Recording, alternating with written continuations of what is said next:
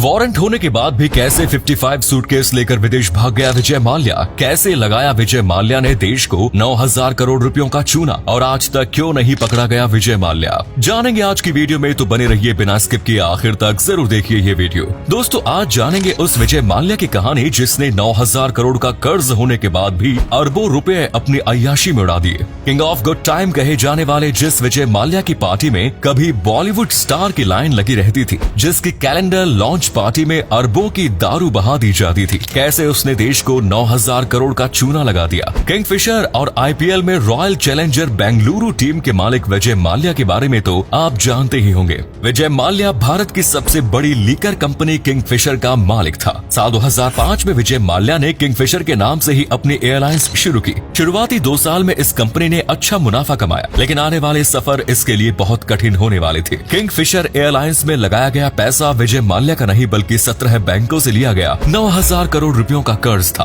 विजय माल्या अपनी एयरलाइंस के सीईओ के रूप में खुद 33 करोड़ की सैलरी लेता था। साल 2008 में भारत में मंदी बढ़ने लगी, तेल के दामों में बढ़ोतरी हुई और किंगफिशर एयरलाइन को होने वाला फायदा अब नुकसान में बदल गया। इसी साल कंपनी को 934 करोड़ रुपयों का नुकसान हुआ। इसकी भरपाई करने के लिए विजय माल्या ने फिर से लोन लिया। 2009 में विजय माल्या का ये कर्ज 5,000 करोड़ रुपयों से भी ज्यादा था, जिसमें बैंकों का ब्याज मिलाने के बाद ये 7,000 करोड़ से भी ज्यादा हो गया। साल 2009 में फर्जी दस्तावेज और बैंक कर्मचारियों को 16 करोड़ की रिश्वत देकर आईडीबीआई बैंक से 861 करोड़ रुपयों का लोन हासिल कर लिया, जिसे वो अपनी एयरलाइंस और अपने कर्मचारियों की सैलरी देने में लगाने वाला था। लेकिन उसने ऐसा कुछ भी नहीं किया। फर्जी कंपनियों की मदद से विजय माल्या ने इस पैसे को अपने यूरोप के अकाउंट में ट्रांसफर करवा दिया और इसी पैसे से उसने F1 रेस को ऑर्गेनाइज किया। विजय माल्या के पॉलिटिकल कनेक्शन भी मौजूद थे और साल 2010 में वो राज्यसभा MP बन गया। अय्याशी में डूबा हुआ विजय माल्या अपने कर्मचारियों को सैलरी तक नहीं दे पा रहा था,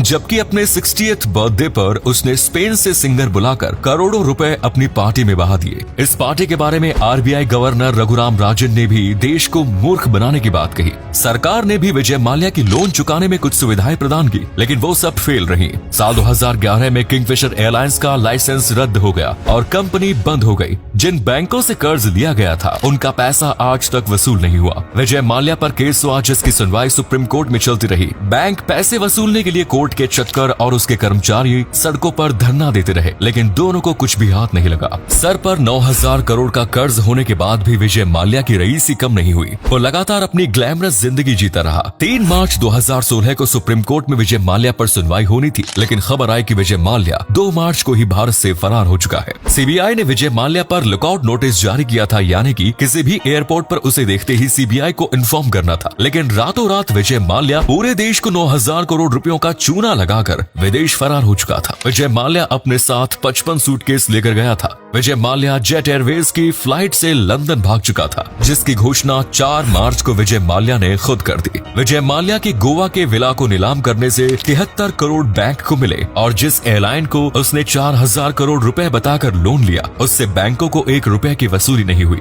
विजय माल्या की बाकी प्रॉपर्टी बेचने के लिए भी बैंकों को एड़ी चोटी का जोर लगाना पड़ा, लेकिन उसके बाद भी उनकी वसूली ना के बराबर रही। आज विजय माल्या लंदन में है और उसके ठाट बाट आज भी कम नहीं हुए। वेस्टमिंस्टर कोर्ट में सुनवाई के लिए आने वाला विजय माल्या आज भी अपने पूरे ठाट बाट में दिखाई देता है। अपने आप को कंगाल बताने वाला विजय माल्या आज भी हजारों करोड़ों की प्रॉपर्टी का मालिक है और ऐश से अपनी जिंदगी जी रहा है। विजय माल्या को भारत लाने की पूरी कोशिश की जा रही है, लेकिन कोर्ट में तरह तरह के बहाने बनाकर विजय माल्या भारत आने से बचता रहा है। अब तो शायद ही विजय माल्या भारत वापस आए और बैंकों को उनके पैसे वापस मिल पाए। तो वीडियो पसंद आई तो इसे अपने फ्रेंड्स और फैमिली के साथ जरूर शेयर करें। धन्यवाद।